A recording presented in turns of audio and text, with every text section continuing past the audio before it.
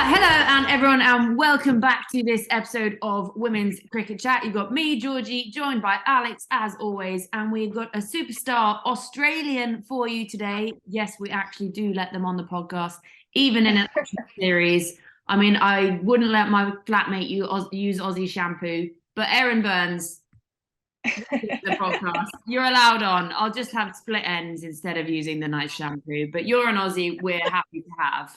Oh, thank you very much. Australians do make very good shampoo, so you're missing out there, but I can understand for the next couple of months maybe you want to refrain.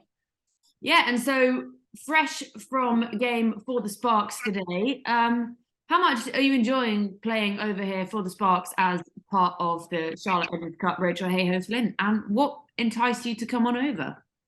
Yeah, it's been great fun. So we've been here 3 weeks today, actually. So we've managed to get in a few games. So I've played 250 overs for the Rachel Hey-Ho Flint, and then we've just started, obviously, the Charlotte Edwards Cup. So we're 2 games into that as well. So yeah, managed to traverse the countryside a little bit already, which is good fun. I'm over here with the family. So my wife and son Jack, 16-month-old little boy, is kind of over here kicking about as well, living his best Brummy life. So yeah, we're in the heart of the Midlands and doing our best for the Sparks. But it's been great fun so far. I got approached by Eve Jones, who I've known for a couple of seasons from playing with her originally for the Phoenix first year of the 100, and she just said, "Oh, look, what's the chances of you wanting to come over and doing a season for the Sparks?" And originally I kind of just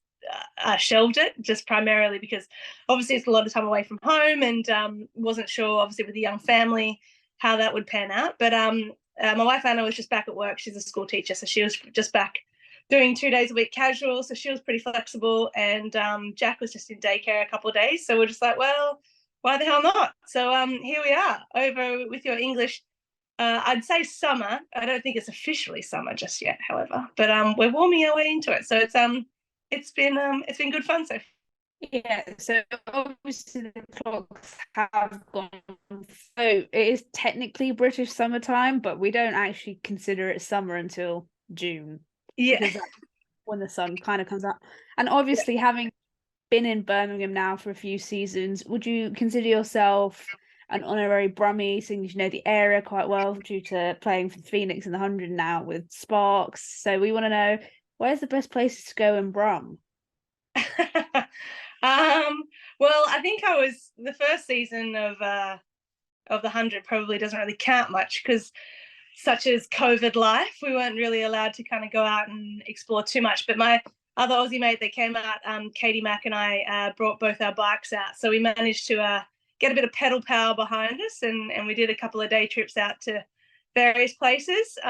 Stratford was one which was pretty cool, and that wasn't kind of too far away. But probably best place, and being an Australian, we need good caffeination, obviously. So probably the best coffee in town that we managed to suss out would be Quarter Horse Coffee Roasters, I would say, pretty close to town. And you can't really go past Medicine Bakery for some fine baked goods. So we've definitely been hitting up those 2 places since being back. But since we're based here for a few months, we're more living the suburban lifestyle. So we're out near Solihull area, which is about 20 minutes out of Birmingham. So we're trying to kind of suss out the new lay of the land out this way now. There's definitely somewhere around Knoll, there's a really nice pub restaurant kind of place called the Orange Tree that you should go to. Okay. Just because my granny and grandpa literally live like down the road from it, so that's like the only place I know in that part of the Okay, perfect. But enough on the delicacies of Birmingham. We want to know about Erin Burns, the cricketer, the human. So we can start things off and go way back to how it all started. How did you get into cricket in the first place? I guess cricket's a pretty popular summer sport, but I have an older brother and 3 older stepbrothers and a cricket mad dad. So when I was a kid, I just got brought along to all my brothers' matches, and it was either join in or watch. And watching cricket as a young kid is not the most enjoyable thing to do. So I just thought I'd do everything my brothers did. So I just joined in with them in what would have been probably like under 10s, I guess, or under 11s, something like that.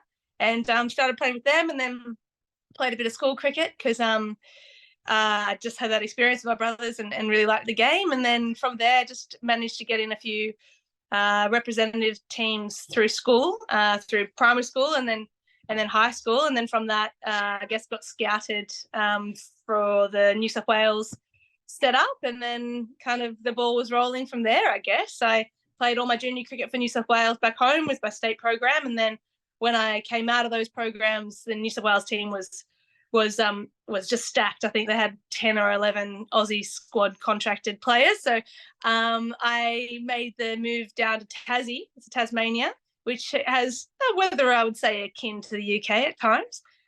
So I am a little bit used to, I guess, the cold in some respects, playing a lot of cricket down in Tassie.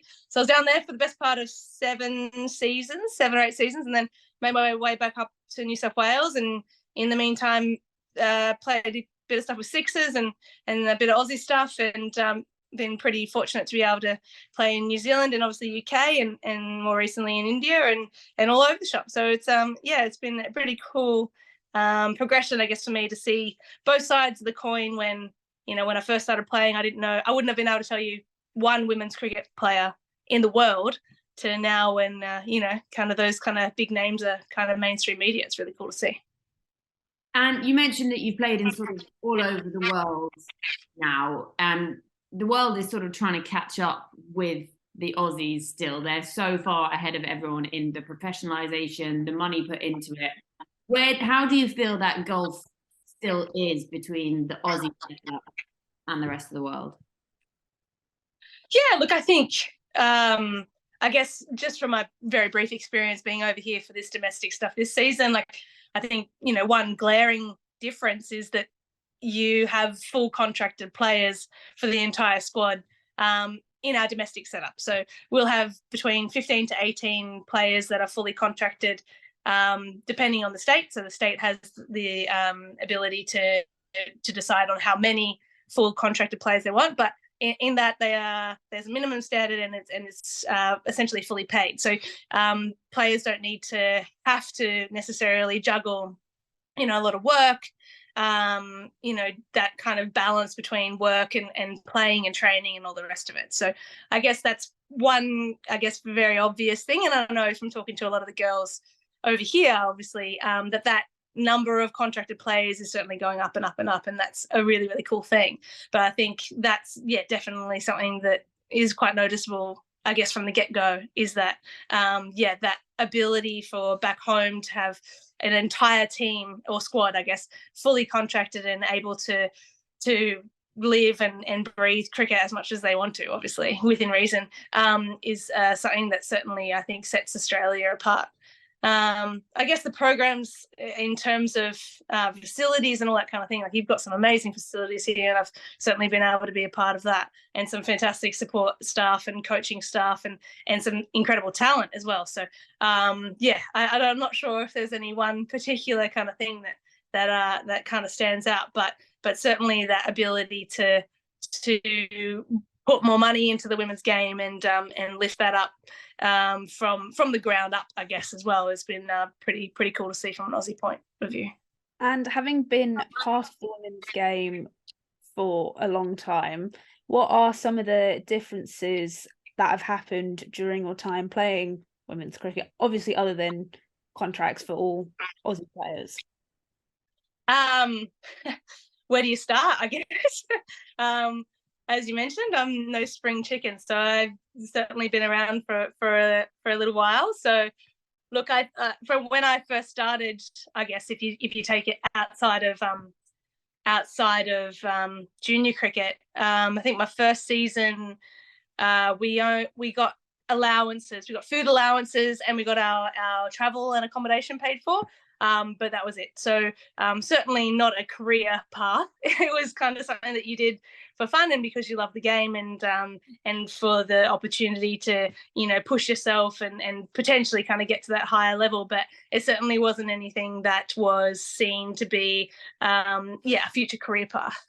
So from that to the introduction of Big Bash, so we're going into our 10th season back home for the Australian T20 League, which is pretty crazy to kind of think. But from the introduction of that, I think that really helped to boost the profile of women's cricket back home, so that you are now seeing the faces of women athletes.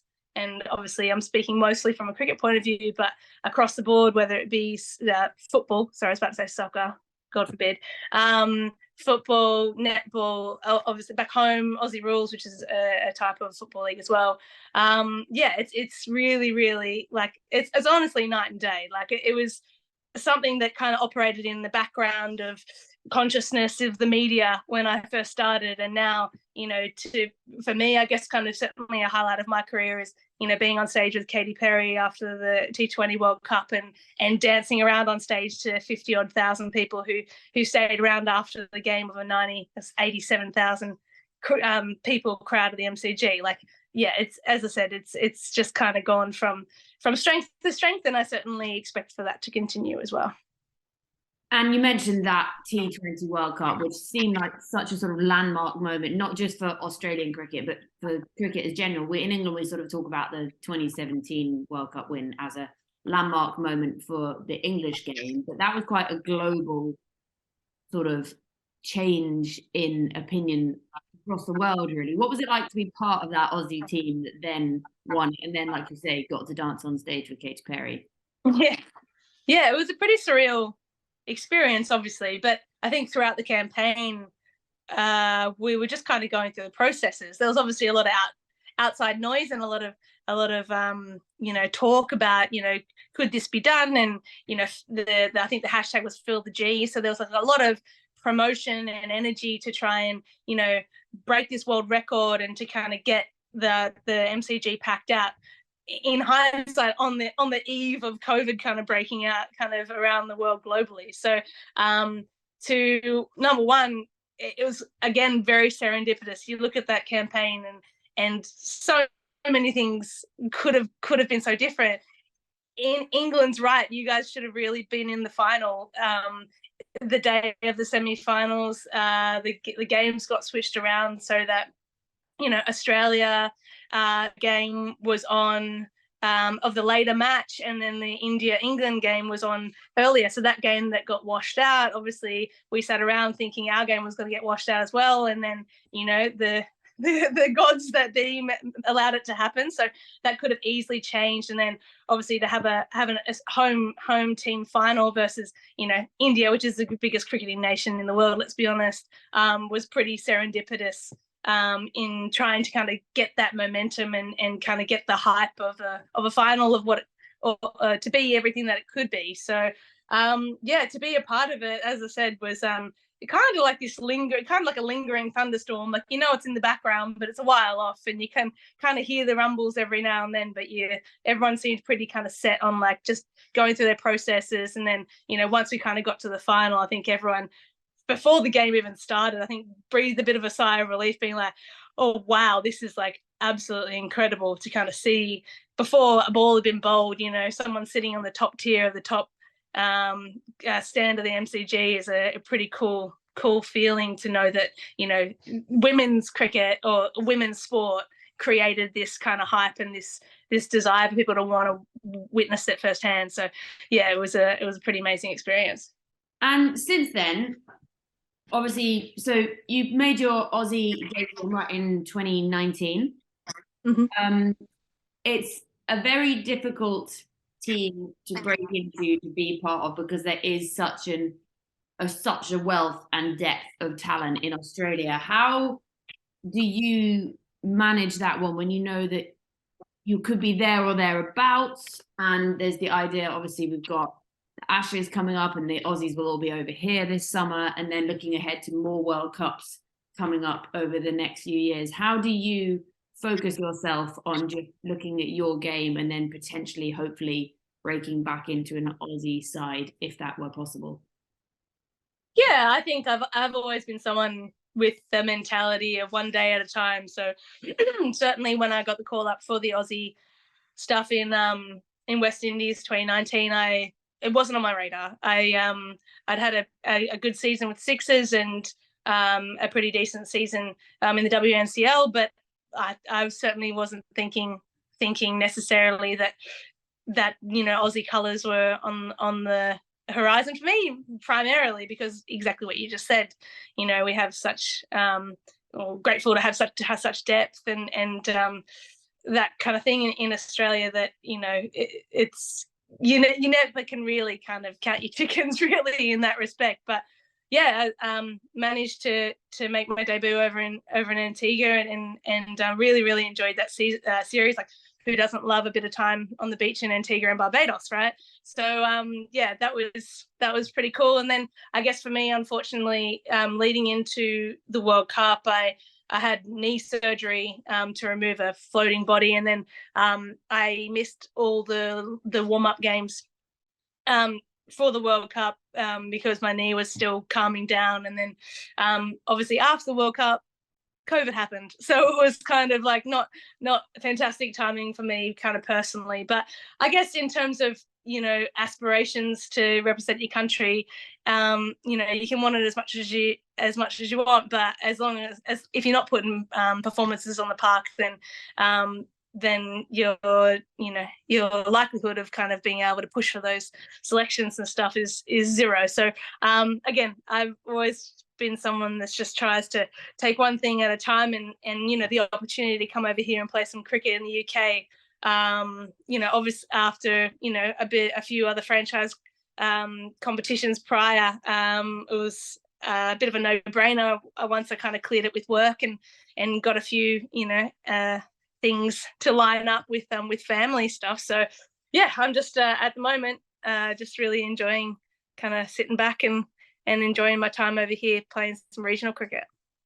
And then obviously you've got the 100 coming up just a couple of months away now, and playing at the Birmingham Phoenix, going to be captained, as we found out yesterday, by Elise Perry, who is obviously a player very well, and the world knows her. And it was her that gave you your cap, wasn't it, when you made your Aussie debut? So it must feel like you're sort of back together with an old mate again, a Sixers friend, an Aussie pal, back at the Birmingham Phoenix and now captained by her. Yeah, it's awesome. I have a lot of respect for Pez.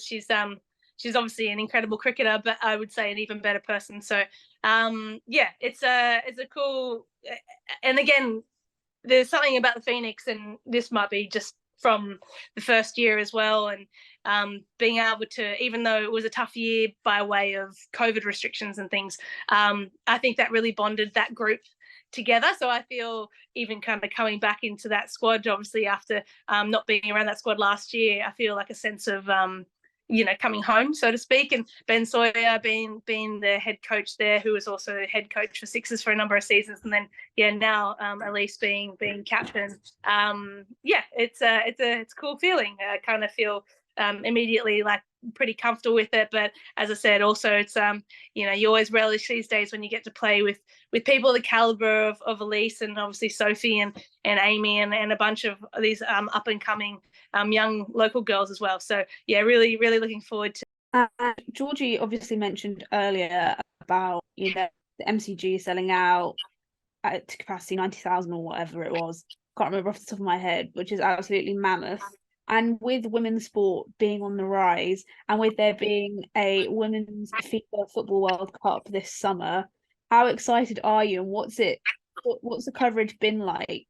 And what sort of support have you seen for the Matildas? Yeah, well, obviously the World Cup is coming up, not too far away. So, and our very own Sam Kerr, who just kind of casually score the winning goal the other day for Chelsea, is doing amazing things back home for women's sport. I think, as I said, obviously for soccer, but not only for that, but just raising the profile of the women's game and the women's space in general. So yeah, I think there's a big groundswell behind it. Obviously, we've punched well above our collective weight, I think, when it comes to football. The Aussie girls always, put a really good performance forward, and to be able to have a home World Cup, I think that's only going to raise the profile of that even more. So yeah, hopefully we can kind of see a similar turnout for the Matildas back home in the next little while. I know there's been a few little kind of whispers going around with certain little things, and a bit of drama going on from a broadcast point of view, but hopefully that gets ironed out, and the world can see how good these girls play. Imagine I saw Sam Kerr carrying the flag, the Aussie flag, at the coronation. 1 week doing that, next week scoring at Wembley. That's really cool. And so we find that sport is sort of this vessel for change and using a platform for something. And something you're very passionate about is, the Sixers especially are very good at this. They celebrate LGBTQ plus. How do you use your experience and your place as a cricketer, you and your wife and your son? How do you use your space, and how much development have you seen in the game, in the women's game, but also across cricket as a whole? Yeah, I think there's been massive changes. I guess leaps forward in that space, not only in the sports space, but I think just as a general kind of community space as well. I know back home we had the legalization of same-sex marriage in 2018 after this big conjecture plebiscite, blah blah blah. But essentially after that for me seemed to be a big turning point in terms of representation and real celebration around LGBTQIA rights and I guess exposure in mainstream media. I don't think necessarily for me I'm one to if spoken about it, like, I'm so incredibly proud of my family and my wife and my son and what we're creating. But I think just being comfortable in your own space and being able to share your story and share how you got to where you are now, being able to really be supported by not only the cricket community but just the community in general kind of back home has been something that certainly I've been pretty passionate about. And I guess in terms of using my platform, I don't know, I kind of I always get a little bit coy thinking that you're an elevated person in the public media, because that just makes me feel a bit awkward. But certainly I would really like to think that for young kids or whoever coming through that is having any kind of worries or concerns or hard times, kind of coming to terms with themselves and acceptance around that they can look to people like myself or other people in the LGBTQIA community and gain some kind of some strength, knowing that you can have a family, you can be comfortable in your own skin, and you can be celebrated in all formats, whether that be just daily life, school life, university life, sporting arena, business arena, or whatever it may be. And that's what I think is so great about women's sport in general, that there are the allies, because we all know with men's sport they are very far behind times. They've still got that toxicity in the locker room. So I think it's great, to have yourself, Matilda's captain Sam Kerr. There are all these great allies to look up to. I just wanted to know, when you were growing up, was there anyone that you sort of looked up to or looked to, or anyone really that you sought out for advice? I probably wouldn't. I would just probably say my friends that were probably my age, to be perfectly honest with you. I think I grew up at a time where it was still very taboo. I think women's sport in general had like quite a stigma around it, particularly cricket. So there was a lot of, I guess, again, I'm talking when I was like a teenager kind of coming through, a lot of, I guess, people not wanting to accept certainly their sexuality, or I think it was a very different time to what we're seeing now. I think I certainly love hearing, and as I mentioned before, my wife is a primary school teacher, so she teaches, kids up to age kind of 8 and 9, and they do a lot of stuff in the classroom around different families, or promoting the LGBTQIA space, or whatever it is about acceptance and just people being different and being able to accept that. And the younger generation, it is awesome to kind of see and hear the languaging around it, and that there is just acceptance of who you are and who you are as a person, and who you decide to love is just not a thing anymore, which is just so great to hear. So yeah, I think in terms of if I necessarily spoke to anyone for advice, I think honestly, when I was a kid, I was just feeling it out and going with the flow. I know that I certainly went through times where I didn't feel comfortable with myself. I didn't feel comfortable with my sexuality. I certainly didn't feel comfortable about expressing that in an open forum that wasn't just my inner circle. So I feel like through talking with my close friends, that some who are also gay and some who are not, and I guess bouncing that kind of conversations off them to go, what, I am accepted and I am loved by the people that mean the most to me, kind of gave me a lot of confidence and gave me a lot of courage to then be able to project that to the world. So it took time. It took a lot of time to really process it and come to grips with, and to be able to express that openly. But I think that the way that the world is now, don't get me wrong, there's obviously a long way to go, but it is certainly going in the right direction. I think there's some really encouraging signs for young kids coming through that they can be themselves, hopefully a lot earlier than what I felt like I had to be when I was a kid. And I also definitely think that women's cricket and women's sport seems to be a much more accepting place for people to be who they are. And that's what I think is so great about it. It's not just, oh, you're a sports person, you're this, you're that. Like, women's sport is very much more accepting of whoever anyone is and whoever their belief is. Everyone's just here to play some cricket. It just seems like that's what we like. Yeah, I hear it quite people like, oh, but women's cricket seems, it just seems like quite not a friendly thing, they're like, oh, everyone seems to be mates. And I'm like, no, everyone actually is mates. They just play against each other cricket. Like, it's just how it is. And then it's like, I'll see you for the 100 next week, but right now I'm going to bowl you. So, like, yeah, 100%. And coming back, it is a fantastic community for sure. Coming back to bowling and cricket, obviously you're playing with the Central Sparks at the moment and enjoying your time there. But we have seen you take already some speckies in the field. There was, is it a bird? Is it a plane? No, it's a flying Erin Burns taking catches.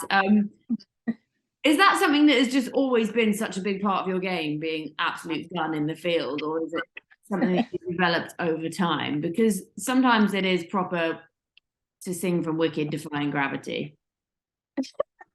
I've always loved fielding. I think particularly in the short format of the game, you're really in the game a lot more when there's a lot more action kind of coming your way. So I think it all stems back from when I was a kid, and I've got a very competitive brother, my older brother Mitchell, who I'm very close with. We were forever playing classic catches in the pool, or throwing balls around at the beach, and it was always like trying to one up each other. So from a young age, I'd always be throwing myself around in the field and loving the feeling of testing the boundaries of seeing how far you can go. So I guess now it's kind of something that I certainly like to I pride myself on is my fielding, because I think it's probably the one aspect of the game where everyone's together and everyone is working towards the same thing. Batting can be quite a individual thing, even in bowling in some respect, but I think coming together and fielding is the one moment in cricket where you're all kind of like working together, and everyone can kind of at the same time be doing their 1%ers to be able to make some really big change in the game. So I think it's probably a little bit of 1 tablespoon of total disregard for your body, and another spoonful of, I don't know, just to try and see how far we can kind of get and have a bit of a crack at that catch or that stop. And is that the kind of wisdom that you impart on the youngsters that you get to play with? Because obviously you're playing alongside the likes of Davina Perrin, who is 16, which is absolute madness. That's like nearly, that's almost half my age, you know. What's it like to be able to play alongside such young players and see that the likes of her and Hannah Baker are going to develop into these insanely good cricketers in the years to come? Oh yeah, it's amazing. It's when Davina said that she was 16, I was like, what? Yeah, some incredible talent getting around, and certainly if I had you know, as much talent as she did when she was 16, I'd be pretty stoked to be able to, you know. I think the first day I met her at the nets, I'm like, hey, how are you? And she's like, yeah, good. I'm like, oh, what do you bowl? Because we were both bowling together in the nets. And she goes, oh, a bowl, off spin, leg spin, and a bit of seam. And I was like, okay. so just insane, the amount of talent in these kids. But yeah, I think like in terms of what I say to the girls, I guess most of it's just, you know, encouragement, and if, you know, I can kind of help with certain kind of aspects of the game, I'll just be having conversations really. Most of the girls are super open and super receptive to any kind of feedback, or even particularly Davina, like she's got a really good cricket brain on her, and she's like a sponge, like she just wants to soak up all this knowledge. So I think that's a really, really cool thing to have as a young, not only cricketer, but just a young person in general, is that ability to be able to take on, you know, bits and pieces from different people, and probably acknowledge that, you know, you're never going to get, you know, all of your information from one person, and it might take, you know, little bits from lots of different people to kind of find that recipe that might kind of work best for you. So I guess just having those conversations.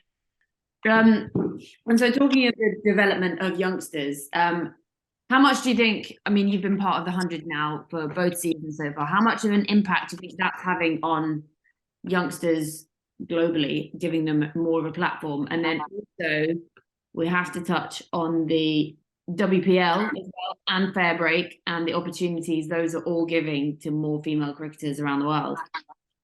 Okay, so I guess firstly for the 100, I think it's done amazing things already. I think it's, as soon as you put women's sport on a pedestal, I think you'll see development left, right, and centre. So I think I've certainly seen that myself over the course of Big Bash. Now coming into its 10th season, the amount of kids that are now coming through, you know, your Davina Perrin ages, that started because they watched Big Bash, is really, really cool to see and hear. So I think that kind of thing will only filter down now, certainly with the 100 being as successful as it has been over the last couple of seasons. And being able to put it on in summer holidays when, you know, kids are off on school break, hopefully good weather, on a day where there's, you know, music and dancing and all the rest of it, make it a big spectacle. And to see, you know, women on, you know, live sport, television, all the rest of it, those help to, you know, put women in front of people's faces to be like, hey, this looks really cool, this is something I want to be a part of. And also for people, and get people watching the sport that haven't watched it before, or who have kind of had, I guess, an idea in their head as to what women's cricket might look like or might be, and then be like, well, actually, this is a really good product, I want to be involved in it. So yeah, I think that not only, as I said, does it give them a platform for young kids to I guess be visible, that these people and these players that potentially hasn't been, you know, in front of people's faces, and you know, what do they say, you can't be what you can't see, kind of thing, right? So I think that is only going to increase, you know, year on year on year on an exponential trajectory, if the 100 continues to the way that it has done the last couple of seasons.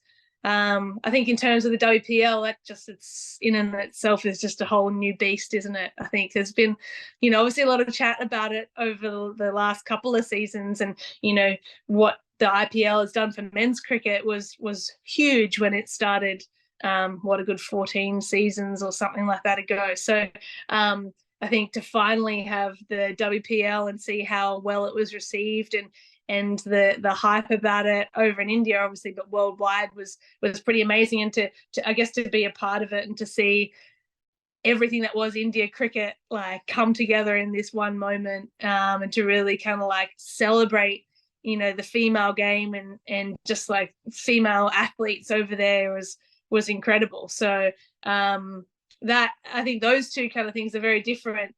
And then moving on to the fair break, which is just in and of itself is just such an incredible it's an incredible movement, I guess you'd kind of say, as much as anything. The ability to create opportunity for players from all around the world in developing nations, and to play alongside those nations that are the top echelon, I guess, of cricket is invaluable, really, to create, as I said, like this platform where the people from Papua New Guinea can play alongside your Nat Sivers, or it's just it's something that I think that cross-pollination of different cultures and different backgrounds and all that kind of thing is something that is really, really cool, not only from a cricket point of view, but from just a cultural point of view, from learning how other people grew up, and the opportunities that other people have been given just purely from where you were born, and your privilege in that is super humbling, or it certainly was for me, being able to be involved in fair break this season in Hong Kong. So I think that's got it's something really, really special about fair break, and hopefully that can continue to create more opportunities for particularly those players that are coming up and from those developing nations. So would you say, is that something you look forward to when you play these comps? Not just playing with established internationals, but playing with, like you say, players from Papua New Guinea, the associate nations, UAE, places like that. It's obviously great for them and for yourselves, but it's also, like you were mentioning, a great way to share your experience playing at the big stages, their experience of perhaps bowling a type of spin that you might not have seen before. Yeah, 100%. I think it's definitely something that goes both ways, and I think you could look at it from an outsider and say, oh well, obviously those players that are more experienced from an international kind of point of view, or that are coming from a nation where the setup is a lot more professional, or those kind of things, they're the ones that will impart all the knowledge. But I think it goes both ways. I think not only is it about a skill set, but it's also about a resilience and a mindset that, sometimes that can get lost a little bit when you get everything handed to you on a silver platter. So, these people from associate nations have, I don't think the first thing that comes to mind when you grow up in Thailand is, I want to play cricket, So, I think that kind of like, passion for the game, and that drive to really, really be so invested in this sport that is not accessible and not particularly easily to necessarily find a league to play in, let alone have the funds to be able to support that, is something that's really, really cool to just be able to chat out with these people that are coming from vastly different backgrounds than myself. Yeah, I guess it is about that equal opportunity. And we saw you and a few of the other Aussie girls at fair break this year. And so, talking of Aussie cricket, we can't look at this summer without looking ahead to the Ashes. It's now, what are we? Coming towards the end of May. And it's just under a month away. The first women's test match starts a month yesterday, and 5-day test matches. Where do you stand on the idea of women getting to play more red ball cricket?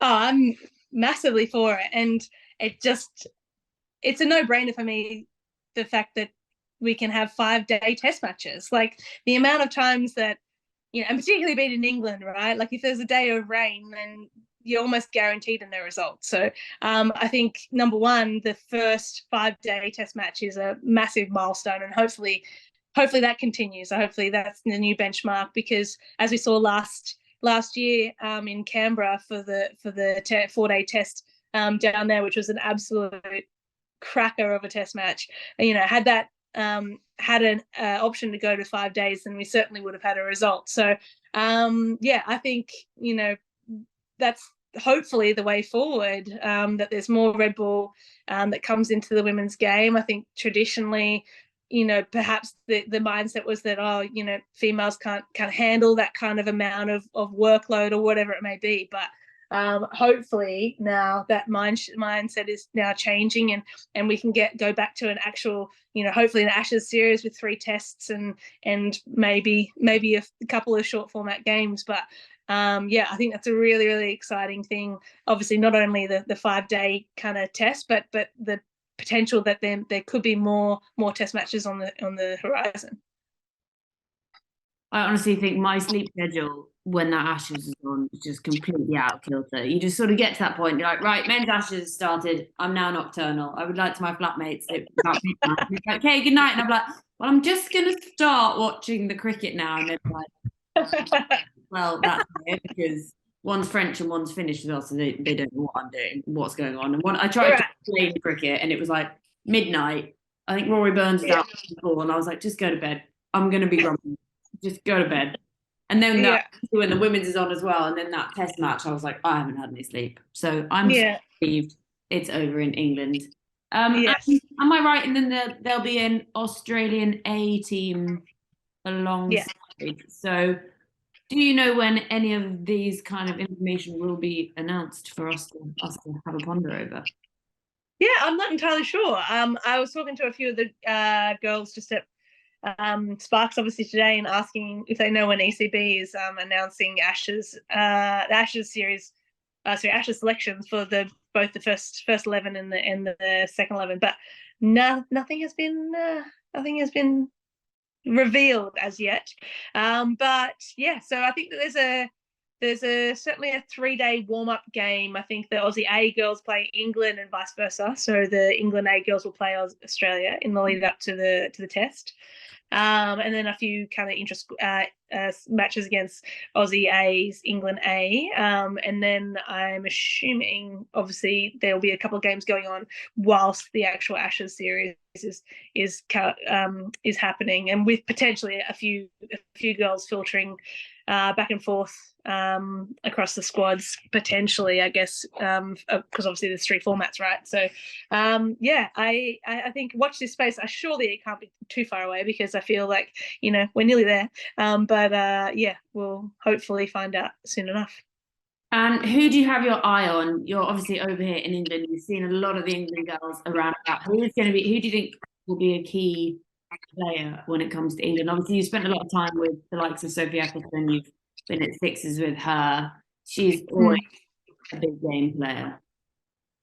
Yeah, like I don't think you can really kind of go too far past. So she's incredible across all 3 formats. Obviously known, I guess, mostly kind of for her short format stuff. But she's a absolute competitor, and is just so incredibly consistent. So I think she'll be big for them. I think it'll be interesting to see who they pick from a spin point of view for the rest of the squad. Obviously, Charlie Dean had a bit of a crack last Ashes series, so I'll be interested to see who they pick with there, whether they go with a leg spinner and potentially a Sarah Glenn, or what their spin attack does look like. And then in terms of their bowlers, obviously Catherine Brunt hanging up the spikes officially, so it'll be interesting who fills that hole. I think there's some incredible talent with pace bowling attack going around at the moment, but for me, I'm incredibly impressed with Emily Arlott from the Sydney Sparks. She is a fantastic player, and she's been playing and bowling incredibly well. So she might be one to. I'm putting my dark horse tag on Em. I reckon she might be one to watch this summer. I love that. You're like my Sydney Sparks. Yeah. And you talk of the likes of Catherine Brunt, who we've known in England as sort of the role model, one of the women's cricketers that we've all grown up watching, really. How much does it mean to you to know that there are so many more of you now that young players can look up to and want to emulate? Like, there could be any young boy or girl out there be like, I want to take speckies like Erin Burns, or I want to take like Burnsy bowling in my hat and that kind of thing. Yeah, it is pretty cool. And as I mentioned earlier, it is it's a bit wild to kind of think that you're of that kind of, I guess, privileged pedestal, that you do have that ability to, be showcased as a role model in some respect. So I think it's a really cool thing. I wish as a kid, I had, people or the visibility of women's cricketers that we have today. So and that, in large part comes down to the visibility across all platforms. This podcast, for example, obviously television, media, print, all the rest of it. So it's really heartening. I think obviously Catherine is one in a million. I don't think you guys will probably have someone as passionate as her, and as someone that really kind of just embodies the whole kind of English pride. But you certainly have a wealth of depth, waiting in the wings to try and fill those kind of boots, so to speak. But I certainly think that her legacy will be probably passed on. Hopefully there's not too many young fiery girls out there that want to be as kind of white line fever as her from an Aussie point of view. I say that personally, right? But she's an incredible player, and certainly I think that she's probably not lost to the game. I'm sure she'll probably be still involved in some respect. I think for that one, it just depends what kind of mood Wongy is in. Sometimes she'll be like proper passionate, other times she'll just be a bit more subdued. But I wanted to ask, in terms of advertisement for that,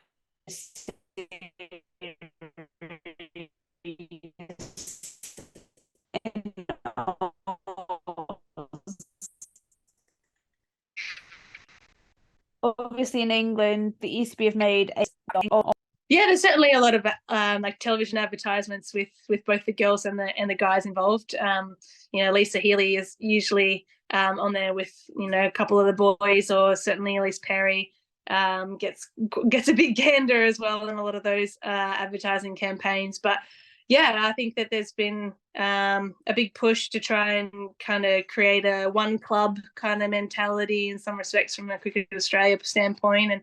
And there's been recently back home a new MOU that's just gone through with Cricket Australia to try and keep on lifting up the female game, and that not only comes with obviously an increase in salary, certainly across the board, not only domestic but obviously the international girls as well, but a bigger push in terms of the amount of money that's spent in terms of trying to promote the female game as well as the men's and grassroots cricket as well. So there's definitely a lot of visibility with trying to create that kind of one team mentality, and particularly nothing more incentive, I guess, than an Ashes series in England to do so.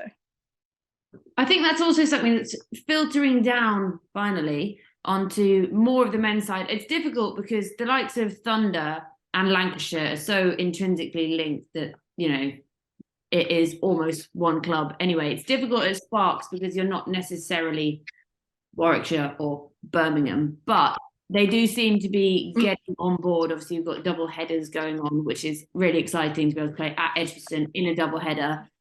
How much further do you think it needs to go?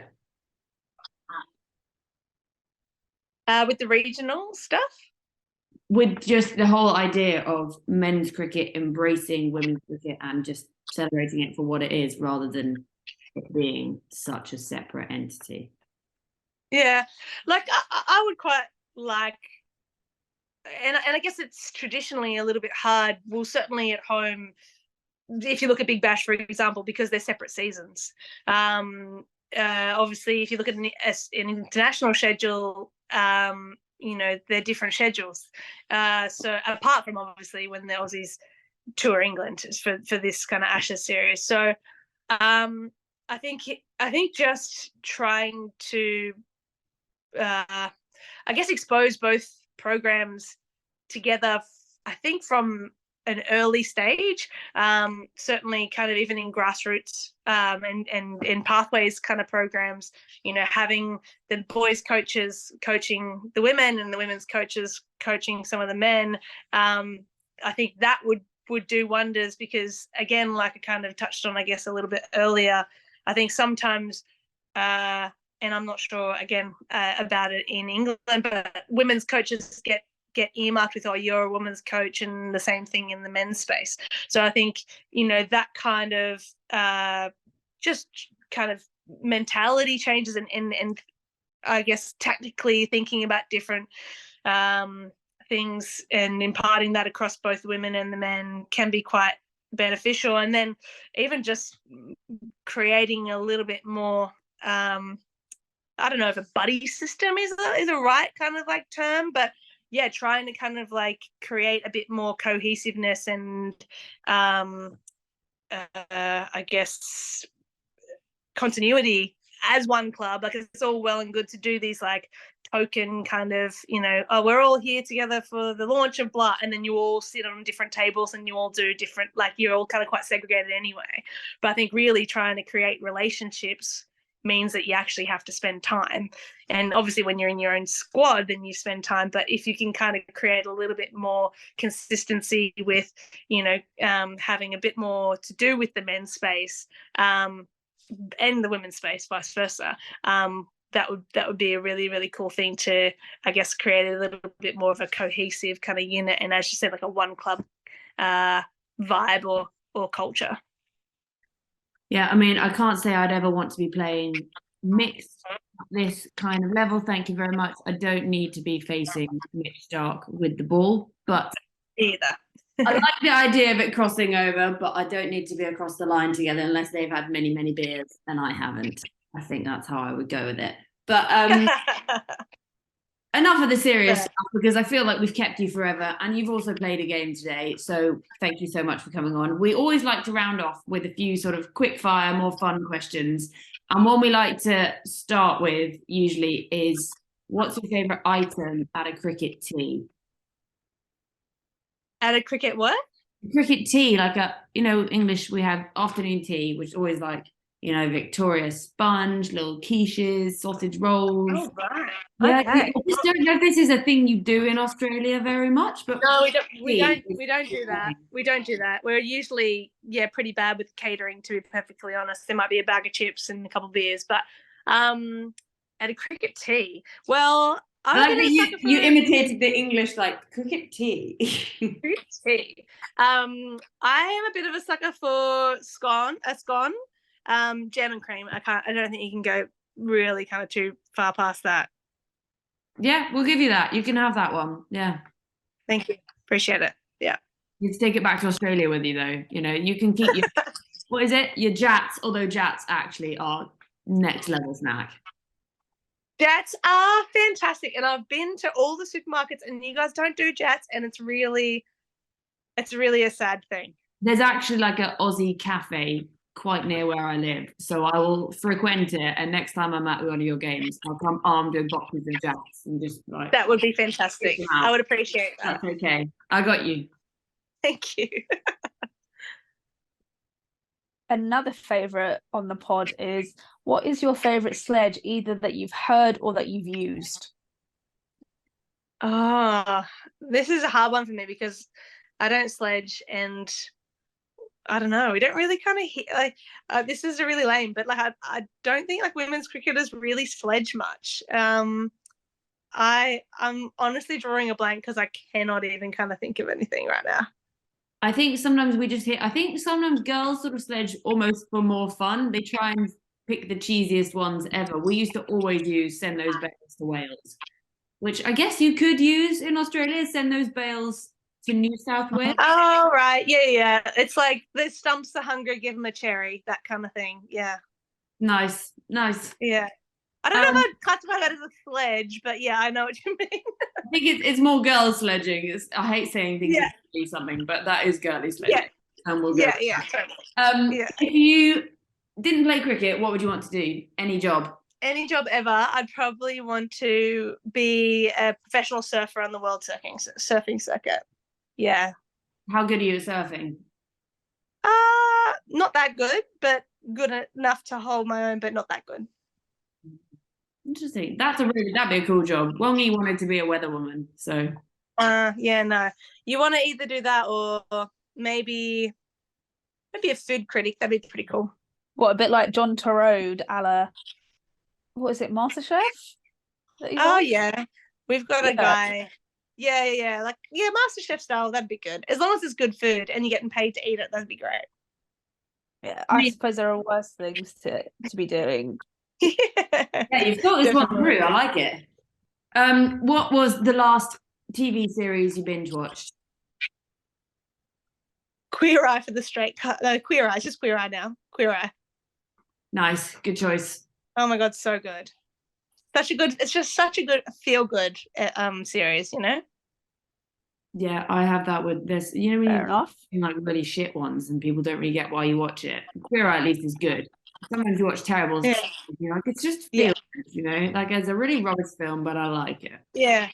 I know the one. Yeah, and that's exactly what Queer Eye is. It's great. That and it's a brain Drive to Survive. Yeah. It's like a brain massage, you know? It's just... Yes, yeah, exactly. Yeah. Favorite genre of music? Indie rock. Favorite musician? Middle Kids. They're an Australian band, so that probably doesn't help you. No. What to go to cocktail when you're celebrating? Oh, Tommy's Margarita. We've been having them since being here. They're fantastic. Can highly recommend. Nice. Love that. I love that you two just like hanging out in Birmingham with your margaritas. Yeah. You need to when you have a 16-month-old. Margaritas are necessary. Yeah, I can imagine. Do you want him to play cricket, or is it whatever he fancies when he picks up? Has he got a mini cricket bat yet? He does not have a mini cricket bat. He has many balls. Anytime that we go into a store, he's always picking up balls, and to be fair, they're like a pound, so that's fine. But no, he does not have a mini cricket bat. And I am neither going to encourage nor deter him from playing cricket. It's what will be. You know what he does need, though, is a Sparks baby vibe going on, or onesie or something like that. You need, with the Sparks basically need to make baby stash. They did. They gave him a Warwickshire bear today, so he has a little bit of merch. Obviously, that's not a Sparks kit, but I feel like we're on the right track with that. Yeah, and then the bright orange of the Phoenix. You're all set. You're gonna have so much stuff. You're not gonna know what to do when you fly back to Australia at the end of it all. Basically, that's what I always find. As soon as I go away, I come back with so much more than I meant to, and I don't even have a kid. Go-to karaoke song would be Janet Jackson, Together Again. We haven't had that one before. I don't think we've even had Janet Jackson before. We quite often get ABBA. Yeah, Dancing Queen. That's always but that's what's expected of you. You know, go a little bit left of field, and Janet's a great time. Not when she got her tits out though. No, that was not a really nip slip though. And you know what? Maybe that was the start of Free the Nip, and let's go for it. Perhaps, yeah. Either that, or sometimes Shania Twain is a good time. Yeah, or a bit of Dolly. I like a bit of Dolly. Yeah. 9 to 5. Yeah. Yeah. Alex, any more? Nope, I think we're all questioned out. We've probably exhausted you with our incessant chat. We will let you go. have an actual evening. Go get a margarita. You're gonna need it. You're like 16-year-old. Yeah. 16-year-old. Oh Christ, he aged quickly, didn't he? Oh, 16-month-old is nothing compared to having to listen to Georgie and Alex for an hour. So, Erin Burns, can you just let our listeners please know where they can find you on the social medias, on the MySpace, the Bebo? No, I'm kidding. Just where can they find you on social media that still exists? On the gram, I'm at EA Burns 88, and that's across all platforms actually. So go out there and keep it consistent. Love that for you. I love that continuity for you. Yeah. Nothing weird shoving in an underscore or a different number. No, just your keeping password suddenly has to have 100 different numbers in it, and then you don't know your own password. Yeah, I've been there. Yeah. Oh, haven't we all? God, we do sound old, don't we? Oh, and then that to change my password from my MySpace. Just add another one at the end, and away you go. Literally exclamation marks. Yeah. Yeah.